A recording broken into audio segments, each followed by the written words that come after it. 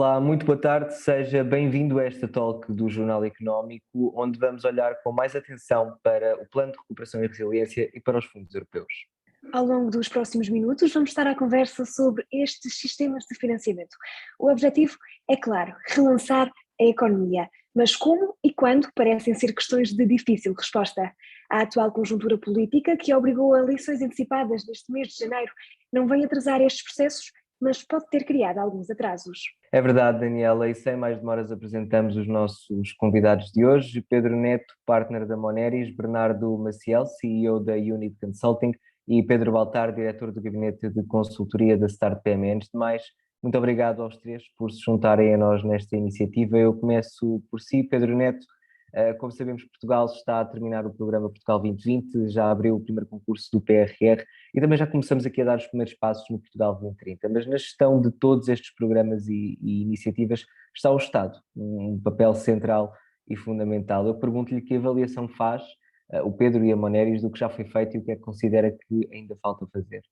Boa tarde a todos. Antes de mais, agradecer o convite pelo Jornal Económico e cumprimentar os meus colegas de painel.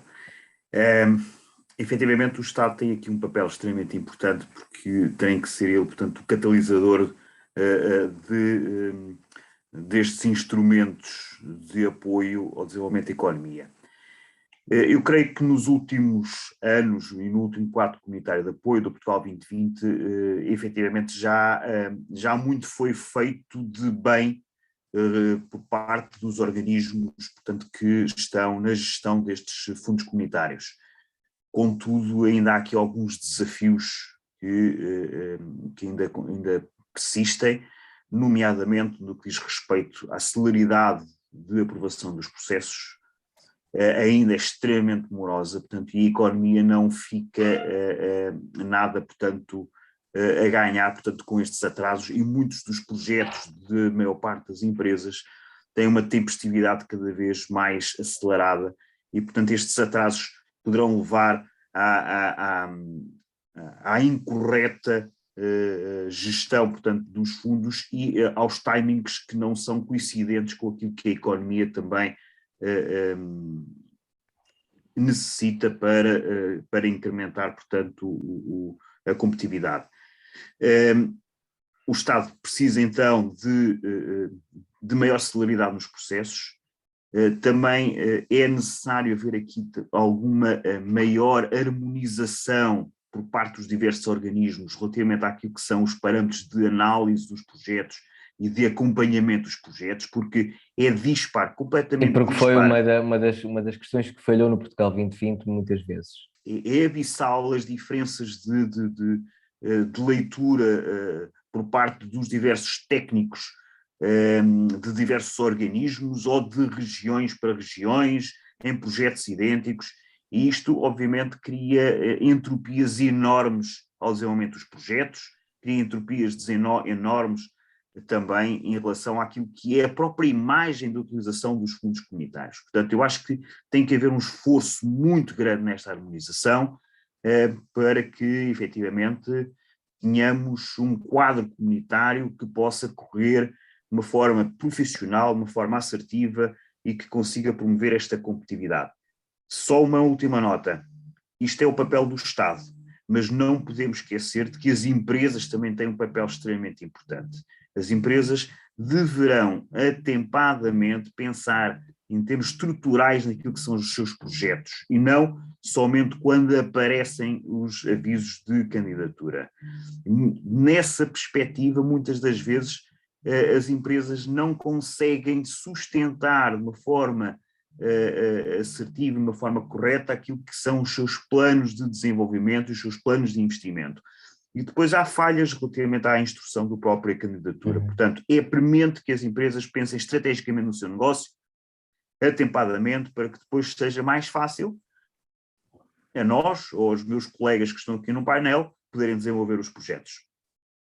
Muito obrigada, Pedro Neto. Os concursos para os fundos europeus são, como dissemos, exigentes para as empresas. Existem não apenas conhecimentos técnicos, mas também conhecimentos de um conjunto de formalidades que é necessário ter. Ora, o tecido empresarial português é constituído, sobretudo, por pequenas e médias empresas, muitas das vezes com pouca literacia financeira. Bernardo Maciel, que papel devem ter as empresas de consultadoria no auxílio às empresas que procuram ter acesso a estes fundos europeus? Boa tarde a todos. De facto, estes contextos não são fáceis, mas eu diria que difícil é gerir as PME, e isso é que os nossos empresários têm aqui um desafio bastante complexo. Os fundos comunitários são por natureza complexos, o Pedro descrevia há pouco e bem, sobretudo para tentar ir atrás de tudo aquilo que são as temáticas que os fundos comunitários normalmente tentam abarcar, não é fácil, e nós muitas vezes somos confrontados com essa complexidade, sobretudo à medida que nos vamos aproximando mais do local. Recordo alguns concursos que eram dirigidos muito para as regiões, para as CIM, concursos mais pequeninos, é verdade, não são tão estratégicos, nem tanto de alavanca daquilo que é a economia, mas esses sim são demasiado específicos. Os outros têm aqui um contexto mais alargado e, portanto, nós, genericamente, enquanto entidades consultoras, conhecemos relativamente bem, porque também nos especializamos naquilo que são as grandes linhas temáticas, e é verdade que esta última fase, esta fase final dos quadros comunitários são mais complexas. Sobretudo está-se aqui a gerir execução, está-se a gerir verbas que ainda faltam aplicar, outros que estão já a devolver incentivo, e aquilo que o Pedro descrevia bem, é complexo gerir esta fase final dos quadros comunitários, neste caso o Portugal 2020. A fase inicial, que é aquilo que nós vamos entrar do Portugal 2020, esperamos que volte à normalidade, fase inicial de 2030, perdão, volte à normalidade, que é alguma previsibilidade dos calendários, alguma previsibilidade dos concursos, dos setores a atacar, e portanto aí voltamos, eu diria, à normalidade e àquilo que nós sabemos fazer bem. Aqui mais do que a literacia que a Daniela referia, eu acho que cada vez mais os mercados exigem que as empresas tenham mais foco. Os mercados são muito mais dinâmicos, a adaptação, já não falo do contexto da pandemia, porque já está a ficar um bocadinho gasto o tema, infelizmente vai-se mantendo, mas diria que ciclicamente vamos tendo desafios. Já deixou de ser uma desculpa, não é? Sim, quer dizer, mais do que isso passa a ser uma inevitabilidade, e historicamente vamos tendo estes momentos de clivagem e de desafio para as empresas. E isso exige cada vez mais que tenham capacidade de foco e de estarem centrados naquilo que é o seu negócio. E é aqui que nós podemos ajudar as entidades consultoras, sobretudo na acomodação daquilo que são os capitais e a exigência de capitais, as fontes de financiamento para essa exigência que é o investimento e a competitividade. Esse pode ser o nosso papel, que é trazer este nível de competência às empresas, que é, mais uma vez, centrando naquilo que são os objetivos estratégicos que cada empresa terá para o seu negócio, aquilo que o mercado lhes vai exigindo. Nós temos que ser capazes de dar resposta, eu diria aqui, a 2 ou 3 níveis. Um, de perceber quais as fontes de financiamento que são mais adequadas àquele projeto e àquela organização, aqui entra a temática dos fundos comunitários, obviamente, e depois também temos um conjunto de competências que permitam a melhor execução disto, seja ao nível da área financeira e da área de economia, mas também ao nível da estratégia, ao nível da engenharia. Nós podemos ser aqui um corpo presente naquilo que é o dia-a-dia das organizações e poderes prepará-los para este novo ciclo de investimento que nós já começamos a notar aqui, das empresas, muita ansiedade, mas o mercado também exigiu uma capacidade de resposta deste período que foi, eu diria, de algum marasmo e de alguma incerteza, mas estamos preparados para isso. Muito obrigado, Bernardo Maciel. Como eu referi no início, já abriu o primeiro concurso para os fundos do PRR, sendo este apenas, espera-se, o primeiro de muitos. Há também expectativa da abertura do primeiro programa do Portugal 2030 ainda este semestre. Este parece ser aqui um momento há muito aguardado pelas empresas, com o dinheiro da famosa bazuca a começar a ser injetado na economia.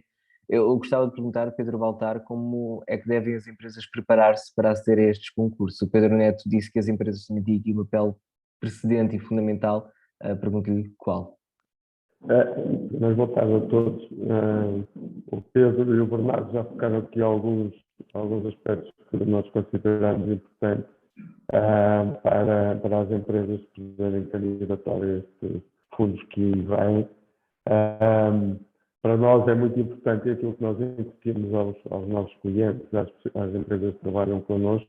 Primeiro é planear muito bem os investimentos, que o Pedro falou muito bem, é pensar muito bem naquilo que vão fazer, e pensar no seu enquadramento nos próprios avisos.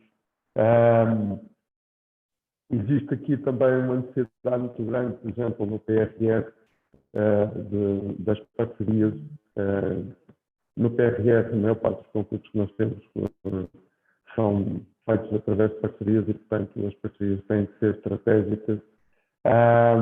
Pensar muito bem como é que vão monitorizar aquilo que vem, terem bons modelos de execução, de gestão da execução financeira e de gestão de projetos.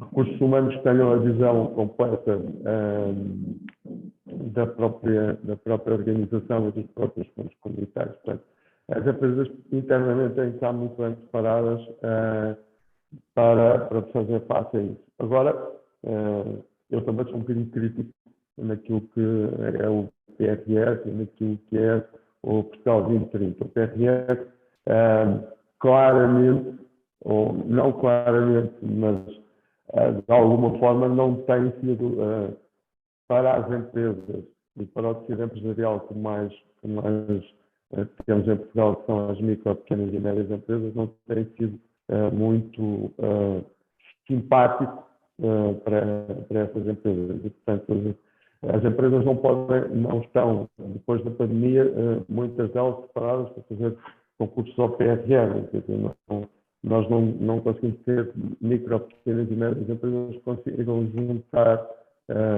um consórcio ou um conjunto de requisitos que são exigidos no PRR, e vamos voltar a uma questão que o Pedro falou dos próprios requisitos dos concursos, não é? Que não estão preparadas para isso. Já aquilo que se vai mostrando e que o próprio Conselho de Ministros foi mostrando naquilo que vai deixando de sair cá para fora, já o Portugal 2020 demonstra que, 2030, peço desculpa, demonstra que poderá ser uma ajuda para as empresas poderem ter alguma injeção de capital, não é?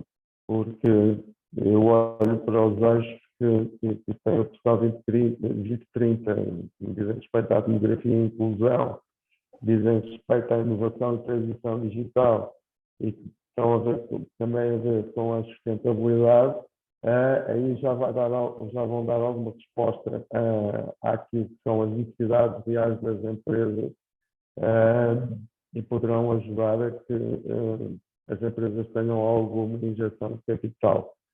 Mas continuo a achar que as empresas, para poderem concorrer, quer ao PRR, quer ao Portugal 2030, ou até àquilo que ainda vem do Portugal 2020, têm que planear melhor os seus investimentos, saber exatamente aquilo que é necessário para poderem concorrer, porque muitas vezes, como disse o Pedro também, as empresas chegam até nós a querer concorrer, mas completamente sem preparação, e aí a nossa ajuda é bastante importante, mas tem que haver um planeamento bastante grande das empresas, dos investimentos que têm a fazer, muitas vezes nem sequer são enquadradas aqui.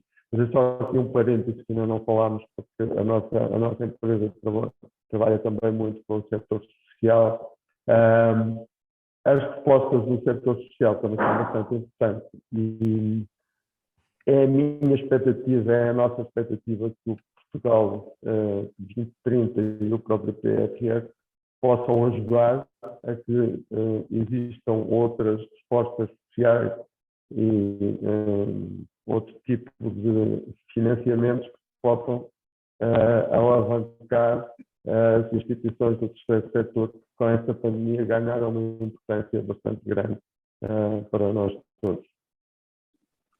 Muito obrigada, Pedro Baltar. Passo agora a palavra a Pedro Neto, num momento especialmente delicado para a economia nacional, com as empresas a ansiarem, muitas das vezes, pela chegada dos fundos. Portugal atravessa um momento também de instabilidade política. De que modo pode o orçamento de Estado e a crise política que lhe seguiu atrasar, ou de que modo pode afetar o acesso aos fundos europeus? Eu gostaria de dar outra perspectiva do que aquela que a minha experiência me vai ditando, que é, infelizmente, muitos, e já historicamente, muitos das aberturas de concurso e de algumas estratégias de investimento ou de aplicação dos fundos não deveriam estar relacionadas com ciclos políticos ou com agendas políticas, mas infelizmente estão. Daí que aquilo que referiu é por mais evidente que afeta sempre, portanto, aquilo que é a entrada em vigor dos fundos do Portugal 2030, que eu sou uma pessoa otimista, mas não creio sinceramente que haja aberturas de concurso antes do verão.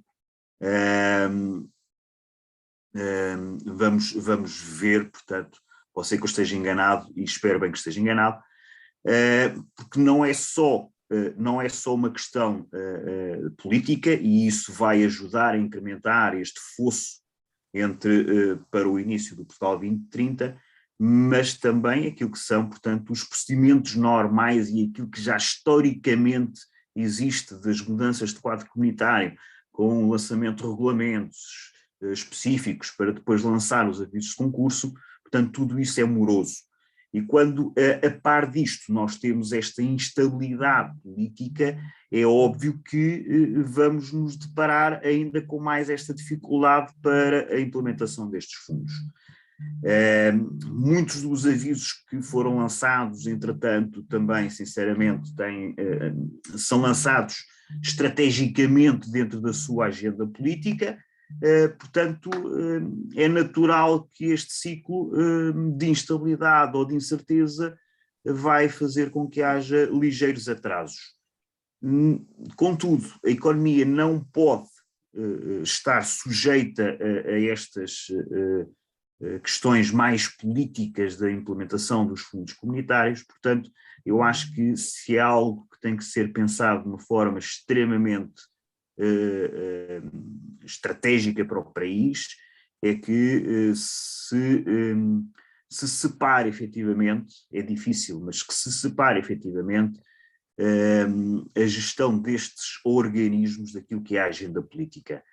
É difícil, historicamente em Portugal, portanto, se calhar aquilo que eu estou a dizer é um bocado utópico, mas para nós evoluirmos, portanto, nós temos que ter esta coragem, e os políticos têm que ter esta coragem de levar a que estes organismos, como o COMPET, como o IAPMEIs, como a ICEPs e outros organismos, efetivamente estejam fora daquilo que seja a agenda política, mas emanando, obviamente, daquilo que são as políticas nacionais para o desenvolvimento da competitividade, mas não fazer com que os fundos comunitários, a sua aplicabilidade, esteja relacionada com estes ciclos. Muito obrigado, Pedro Neto. Nós, como sabemos, o PRR e o Portugal 2030 podem permitir uma reestruturação profunda da nossa economia, com as empresas a ter aqui uma oportunidade única de se financiarem e de se prepararem para a economia do futuro. Já aqui falámos um pouco do papel que as empresas devem ou não devem ter, ou do grau de preparação que têm ou não têm na atribuição destes fundos, mas Bernardo Maciel, como é que podem mesmo as empresas aproveitar estas oportunidades? De facto, só que uma nota em relação a esta última intervenção do Pedro, complementando, de facto há aqui nestes momentos de arranque dos quadros comunitários este vazio, digamos assim. Eu diria que uma tem a ver com a complexidade, nem vou comentar em relação ao tema daquilo que há de ser a idiosincrasia dos organismos, porque enfim, não conheço por dentro, mas percebo obviamente a análise que o Pedro fez. Eu recordo, nós acompanhámos já a transição do CREN para o Portugal 2020 e eu diria que o período é mais ou menos o mesmo, já nem vou usar aqui a panaceia da pandemia, mas de facto foi mais ou menos 1 ano e meio, 1 ano e qualquer coisa de transição. As empresas, feliz ou infelizmente, vão-se tentando adaptar a isto, arranjar aqui outros mecanismos para assegurar esses períodos de intervalo entre quadros comunitários. Em relação à oportunidade agora, entre PRR, Portugal 2030 e um conjunto de outras realidades, eu também concordo que estaremos provavelmente perante uma oportunidade histórica para resolver aqui alguns temas. O PRR traz aqui, eu diria, uma vertente infraestrutural aqui de um conjunto de realidades que é preciso dar o salto. Falou-se já aqui do tema Estado, eu diria mais país do que Estado, ou seja, aqui há algumas verbas que vão dirigidas para melhorar aqui um conjunto de condições, mesmo as agendas mobilizadoras pretendiam, é evidente, e também concordando com o Pedro Baltar, não era muito dirigido a pequenas ou microempresas, mas também já se previa pela gênese dos próprios concursos, e a ideia seria trazer aqui um salto considerável em alguns clusters, em algumas áreas do conhecimento ao nível das grandes empresas, e eventualmente envolvendo aqui startups com alguma área do conhecimento e entidades do sistema científico. Em relação ao Portugal 2030, no melhor dos sentidos que possa parecer, é mais do mesmo, ou seja, trazer aqui a dinâmica da inovação, da investigação e desenvolvimento e que pode permitir aqui um novo ciclo de investimento. Eu noto que há aqui uma realidade diferente, que penso também já tocaram ao de leve, penso que foi o Pedro Baltar, tem a ver com o tema da capitalização. Penso que este vem a reboque da dotação prevista para a bazuca, para o PRR, e de facto pode permitir aqui às empresas portuguesas darem um salto qualitativo na sua capacidade de gerar dívida e de alavancarem os seus investimentos. Historicamente as empresas portuguesas estão muito suportadas em dívida bancária, têm autonomias financeiras, capitais próprios bastante empobrecidos, e isso tem dificultado nestes ciclos de investimento mais exigentes como aquele onde nós estamos, dar esse salto. Esta capitalização, e estas semanas já têm sido pródigas em aparecerem aqui um conjunto de regulamentos associados ao Banco de Fomento, entidade que fará a gestão destes fundos para a capitalização, e portanto pode ser uma oportunidade histórica para as empresas criarem condições. Obviamente tem que dar aqui um salto na sofisticação e olhar para aquilo que são outros instrumentos de financiamento, via capitais de risco, via venture capital, via, enfim, um conjunto de outras realidades, mas que podem permitir, de facto, às empresas darem esse salto em frente relevante. Há aqui uma temática adicional, e esse nosso papel enquanto consultores é relevante que o acomodemos no discurso com as empresas, que é a temática da inflação e das taxas de juros. Isto traz aqui uma dinâmica diferente daquilo que nós estamos habituados, se calhar há uns 15 ou 20 anos, de taxas de juros relevantes no investimento, uma inflação que condiciona todo o ciclo de investimento, e quando nós olhamos agora para estas fontes de financiamento, estas que normalmente não têm custo financeiro e muitas vezes têm também a figura do não reembolsável, vulgarmente conhecido como fundo perdido, pode ser uma vertente e um eixo muito relevante. Nós temos feito algum trabalho nos últimos meses, eu diria desde que a pandemia se instalou, sobretudo de reorganização das finanças das empresas, que é um trabalho mais de performance financeira para se prepararem para este novo ciclo de investimento, sem termos em conta, tirando os últimos meses, a perspectiva da inflação e das taxas de juros. Hoje começa a ser relevante e, portanto, quando olhamos para um novo ciclo de investimento, estas fontes, PRR, Portugal 2030, outras linhas protocoladas que existem, muitas vezes direcionadas para alguns eixos prioritários, alguns setores de atividade relevantes para a economia, são muito, muito relevantes. Da nossa parte, eu diria transversal aos meus colegas também, é a nossa competência em podermos rapidamente olharmos para os projetos das empresas e vermos, e perdoem-me a imagem, a que gaveta é que vamos buscar a massa necessária para fazer este investimento. Muito obrigada, Bernardo.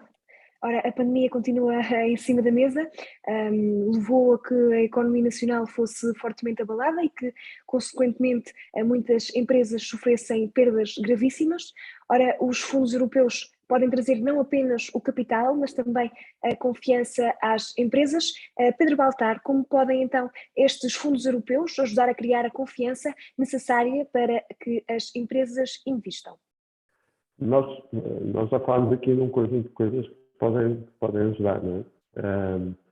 Podemos dizer que a pandemia é agora a desculpa para quase tudo e que nós temos o problema da pandemia sempre connosco. Eu próprio, com a equipa que trabalha comigo, com os meus clientes, vou tentando tirar esse discurso de cima da mesa, tentando fazer com que eles criem outras fontes de financiamento, procurem outros modelos de financiamento para a sua atividade.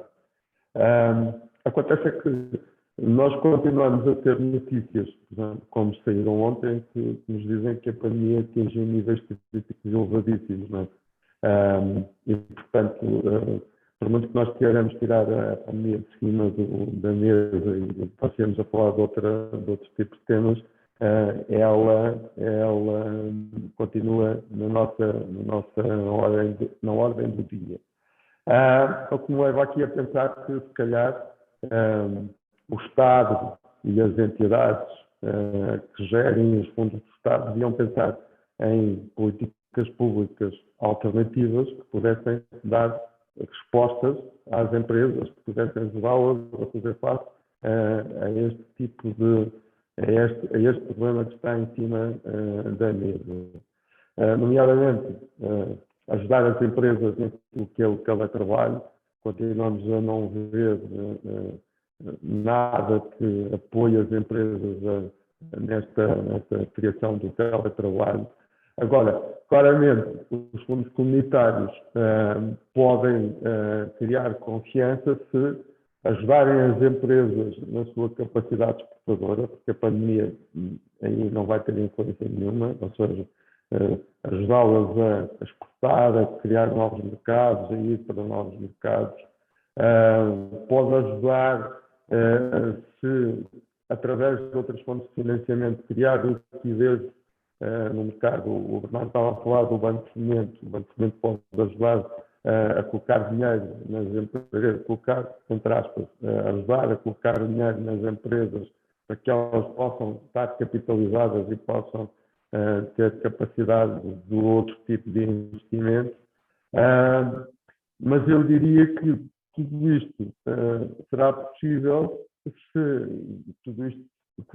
recorrer a fundos comunitários de forma mais credível se diminuirmos a burocracia e se conseguirmos que as empresas comecem a confiar mais naquilo que são os fundos comunitários. Nós falamos aqui de várias coisas, nomeadamente os técnicos de um determinado programa operacional, determinada entidade gestora que leem os concursos de forma diferente. Nós temos que criar aqui outro tipo de dinâmicas nessa área, porque as empresas, muitas delas, vêm ter connosco a perguntar-nos se podem concorrer a determinado programa comunitário, mas já vêm a perguntar mas qual é o sítio onde é melhor concorrer, porque nós não sabemos que de um sítio para o outro as coisas são vistas de uma forma diferente.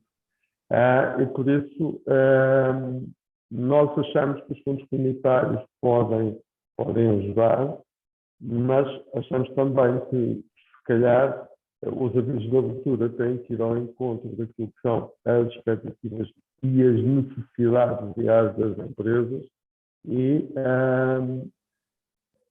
temos sempre uma grande dificuldade nesse momento, na minha perspectiva. Para o Portugal 2030 para o PFS, que é os capitais próprios e as dificuldades de liquidez das empresas. E, portanto, enquanto nós não combatermos esse problema que a pandemia nos criou, nós vamos ter dificuldade em ter empresas a fazer candidaturas suficientemente robustas que possam ter sucesso, quer no PFF, quer no Portugal 2030. Portanto, eu acho que aqui o grande segredo será, para além do Portugal 2030, para além do PFF, é ter uma política, a capacidade de pôr dinheiro na economia de outra forma, de forma a capitalizá-la, outras fontes de financiamento para depois poder ajudar. Muito obrigado, Pedro Baltar. Nós chegamos mesmo ao final do nosso tempo. Agradeço ao Pedro Baltar mais uma vez, Bernardo Maciel e Pedro Neto, muito obrigado pela vossa disponibilidade e por se terem juntado a nós nesta iniciativa. Obrigado. Obrigado. Boa tarde. Obrigado. E boa tarde a todos. Obrigado também a si, que esteve desse lado a assistir. Sabe que pode ver e rever esta e outras JE Talks no Facebook, no YouTube e na JE TV do Jornal Económico sempre que quiser. Toda a informação está em constante atualização em jornaleconómico.pt. Da nossa parte é tudo. Fique bem.